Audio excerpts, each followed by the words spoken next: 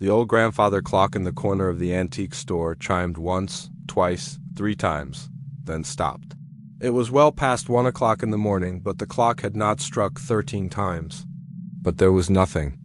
I was trapped inside this store with the clock, and I could feel my heart beating in my ears. The grandfather clock was still ticking, but nothing was moving.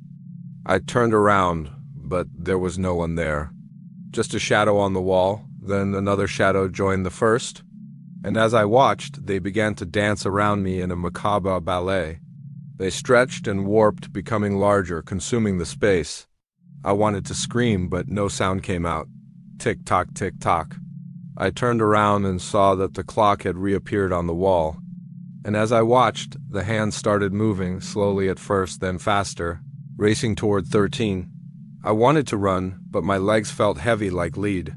Outside, I could see the snow falling, but no footprints in the snow. People vanished. Cars were driving by, but no horns were honking. Sounds echoed through the street, but there was no one there.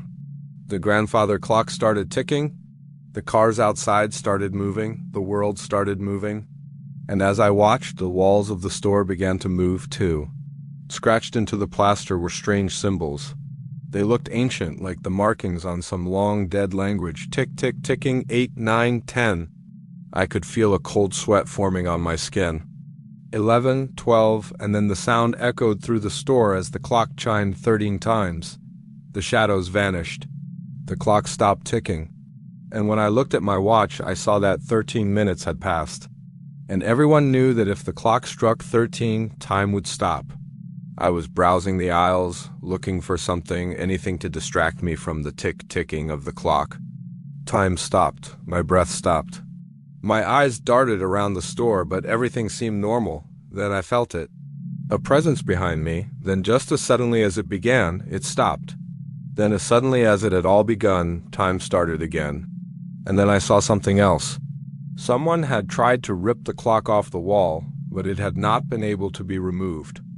And there, at the top, someone had scratched in the date and time.